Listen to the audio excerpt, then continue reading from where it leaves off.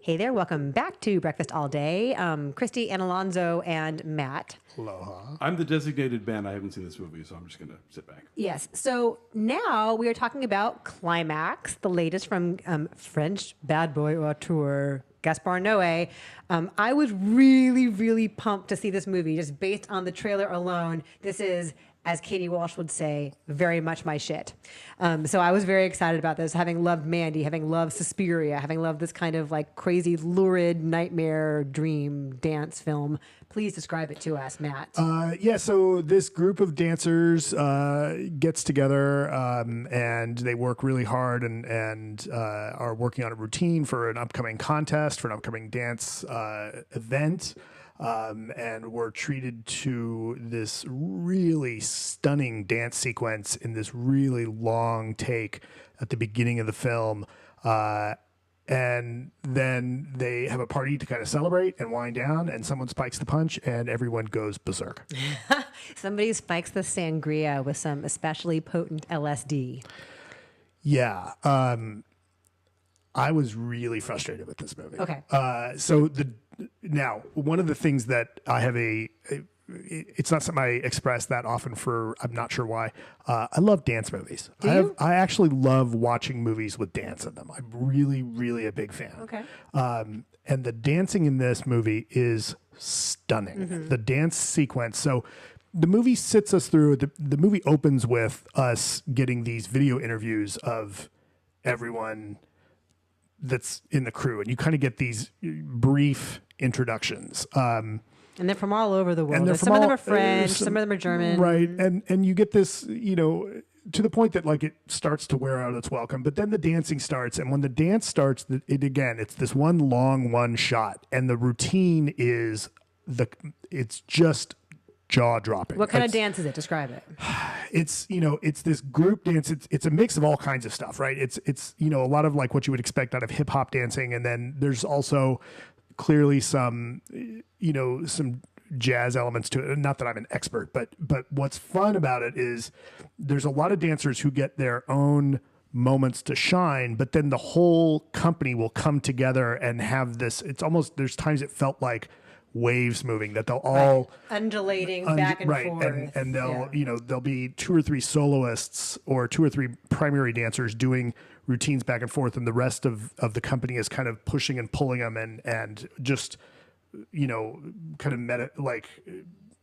metaphorically, like they're not actually touching it. It's amazing. It's absolutely amazing. And then there's a scene later in the movie where it's kind of like a dance circle, and everybody, each of the dancers is getting this really, really interesting solo, and the camera's on the ceiling and it's looking down at them. And it's this really great kind of different look at the way each person dances, because you're so used to seeing them from the side, and so to see that at the top, especially like there's certain of the female dancers that when they twirl, like their hair goes out and back in, and it's these tight, quick movements.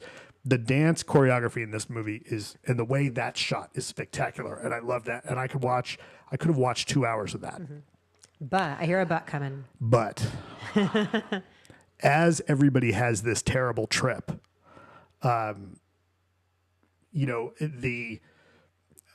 trailers, I thought this movie was going to be something a little bit different than what it was, because as everyone gets more and more messed up on what happens to them after drinking the sangria, it just gets oppressive and obnoxious and tedious, because it's like, okay, how many more bad things can happen? And really, all the bad things happen. And I just got tired of it. And there's at one point, the camera gets flipped upside down and stays there entirely too long.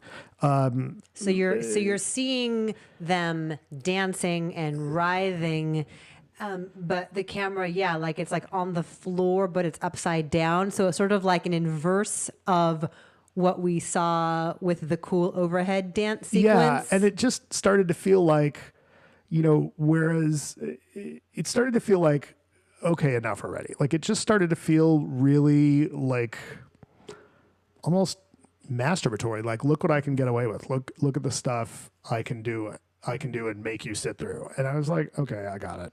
All right, enough. And that is the point, I think. I think the point is to make you feel as if you also are descending slowly into this visceral hell. Like you are there with them. Like just as the beginning was meant to be infectious and meant to make you want to be a part of this joyous expression of artistry, I think as the film drags on, and yet it does become repetitious, it does become a little monotonous. It's a challenge. This is a challenging sit toward the end. I feel like he's trying to make you feel as if you are there for better and for worse. Yeah, I guess the difference is like I didn't care enough about the characters that it really mattered, right? You get snippets of who they are. But as opposed to say like Greta, right? Like Greta, we're yelling at the screen, right? Like Greta, we're watching and we're really yelling at the screen because we're really invested in what's going to happen to Francis and whoever else. This movie, half the characters, like he spends so much time making so many of the characters, like when you do get little side shots of how these characters are, so many of them are so obnoxious, right? Like there's the two guys talking about getting with women, right? And it's really graphic. And it's really obnoxious. And it's like, okay, I get that these guys are awful. All right, so something bad happens to them, don't care, right? And it just became that thing like so many of the characters, like when you do get some little bit of them, they come off nasty and almost despicable. And so, okay, so bad things happen to bad people. But even then, like, I just was never emotionally invested in it in a way that, like, the dance caught me. The dance, I was like, oh, I want to see more of this. I want to really, like, see what's going on with these characters. And then after a while, I was like, I don't really care. Do you feel like he's trying to shock you for shock's sake, ultimately? Yeah, kind of. Like, I just felt like it was really self-indulgent after a while. Like, it was like, okay, fine. If tonally it does become a little wearying, it is always really dazzling technically. The way it's shot, the long tracking shots, the way different hallways and different rooms were lighted to create a feeling of the mood in each of these places. The overhead dance scene really subtly but very masterfully is a pivoting point because you begin to feel there's a tension. That overhead dance scene begins joyously and like a genuine celebration because that's not part of their routine they're practicing for. That's just like we're partying and we're dancers and we're, having fun with each other in a totally organic way. But that long shot, it begins to take a turn. The movements become a little more aggressive and a little more dangerous and a little more predatory almost. And that feels like a masterful kind of turning point there. And so I was always impressed with the way he did what he did, whether or not I could stomach what the result was on screen. I agree with you. I just wish it would have went somewhere because I felt like it just didn't really go anywhere. And it felt like, my complaint with this is similar to my complaint about Tree of Life. Like, oh, can you do a big movie that really is 2 hours of stream of consciousness? Sure. All right. I'm impressed you managed to get that made. Doesn't mean I have to like it, right? And this one's the same thing. Like the dinosaur part was not stream of consciousness. And so this one is somewhat similarly like, oh, can you really like show what it might be like to go on a bad trip and see a bunch of characters flip out? Like, yeah, all right, you got that made. Let me ask you this. Yay for you. Let me ask you what you think about it as a statement of nationalism or not, because behind the DJ table, what's it called? DJ booth, whatever it's called. Yeah, just where the DJ set up. Yeah, there's like a French flag made out of red, white, and blue streamers kind of coming down. And the whole purpose of them practicing this routine is because they're going to go to the United States and perform in some kind of competition, whatever. Right. And so I wonder what, if anything, he is trying to, and maybe I don't have an answer myself. What is he trying to say about French nationalism at this point in time as like a nightmare scenario from which there is no escape? And the one person who gets kicked out is Muslim, right? I guess. The one person who gets kicked out into the snow outside is Muslim. Yeah, so I'm wondering what he's trying to say, and I'm working through it as I'm saying the words right now, like about the dangers of nationalism. Anyway, putting it out there for people who are smarter than I am who can ascertain these things. I don't know. You don't know? I don't know.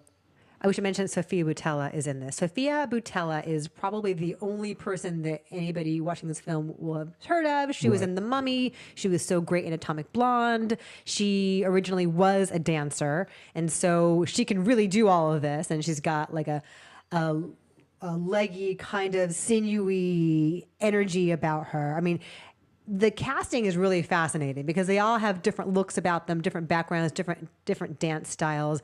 So that brings a great feeling of authenticity to it and to the dance scenes. And so you do truly believe that you're watching a dance troupe where, like, clearly the insularity of it is, building to a boil and creating tension. And the costumes back that up too, right? Because the costumes also, there's a lack of uniformity in that the costumes, match up with, they go part and parcel with people's individual dance styles and personalities. And it's not like, oh, everybody dresses kind of in a similar uniform. Right. Like it's They're a not wild, right. It's a wild variation.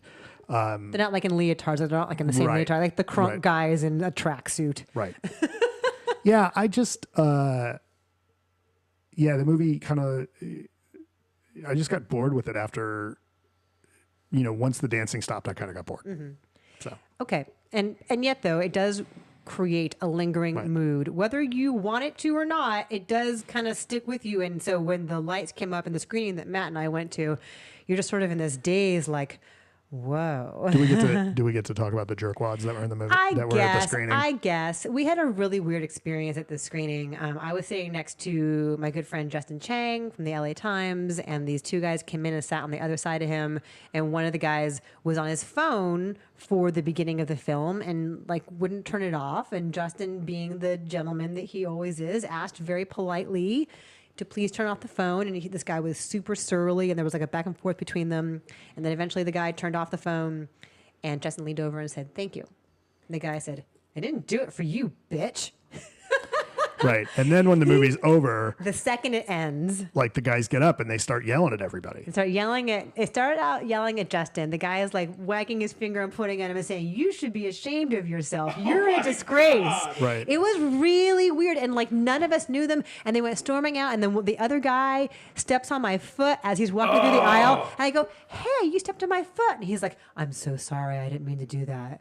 He looked me in the eye, got down on my face, and was like, "I'm so sorry. I didn't mean to do that." But as they're walking out, they're like yammering at us, and one of the guys says something about you and your fancy press row. So they're clearly not journalists. And then afterward, to their credit, the lovely folks who are the publicists for the film like apologized profusely to me and to Justin, and they were like, "I hear that an awful situation happened." They were friends of Gaspar Noé. Turns out the director's friends showed up and were dicks in the movie. So anyway, my guess though also is that maybe they're just going from screening to screening to like get in everyone's face and be aggro, just to like perpetuate the sensation of being accosted. It's like a William Castle technique. It is, no. I'm like, it was very effective, if so. But all of us were just sort of stunned, like, what just happened? Shit like that at press screenings. Like okay, last night at a Medea family funeral, phones came out, and they came out during the boring parts. I was like, more power to you. I'm not saying a word, like I totally get it. But at a press screening, when you are ostensibly surrounded by people who are there to work, exactly, that's just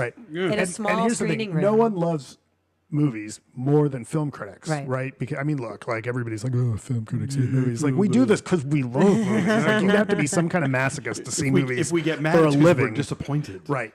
But so. Press screenings are like the last, critic screenings especially are like the last bastion of where you can reasonably expect that phones are not going to be right. out. Yeah, because we're all working. We're working. It's our job. Anyway, it was very strange, and also it was at Raleigh screening rooms. It was a small screening room at Raleigh Studios. I love too. The guy's like, "It was an emergency." I'm like, right. Then take it outside. Were you bleeding out? Bitch. Like, I'm sorry, emergency. Like. No. Look, an emergency is like you go to the ER, right? Anything else, like go outside and take your damn call. And, I was gonna say, but then his argument was, and as Justin said, like, well, you should have gone outside with your call. Then he said, I thought that would be more of a distraction. Nope. No. Anyway, it was all very strange. This is an anomaly. Like people are usually very, very well behaved at press screenings. We notice it because it's like yes, and the folks at A24 who are lovely were very quick to try to right this. So anyway. It was very strange. But it does not affect my number. I had a good time. I was saying 7. I did not have a good time. And those a-holes did not really affect my number, but I give it a 3.5. Okay. Ouch. So our number's a 5.3. It's at 82% on the tomato meter. Seeing it this weekend. This is a capital A art house movie. This is sure. not for everyone. This is not everyone's cup of tea. It's not very much everyone's shit. So if it's not yours, you won't like it. Right. When the ceiling when the ceiling shot ends, you can leave. Aw. So much more happens then. Anyway, so Alonso, I'll be curious to hear your thoughts when you see it. I will share. Thanks for watching, everybody. If you're here on YouTube, please subscribe to our channel and like this video. And you can also go subscribe and like us at all the podcatchers where we exist as a podcast. And if you want to leave us a 5-star review at Apple Podcasts, that would be super swell of you because we're a new thing getting off the ground. Thanks for everybody who's been tweeting and sharing the show, letting everybody know that this is where What the Flick lives now. And you can follow us on Twitter, Instagram, and Facebook at BeFastAllDay. Thanks for watching. Thank you. Bye.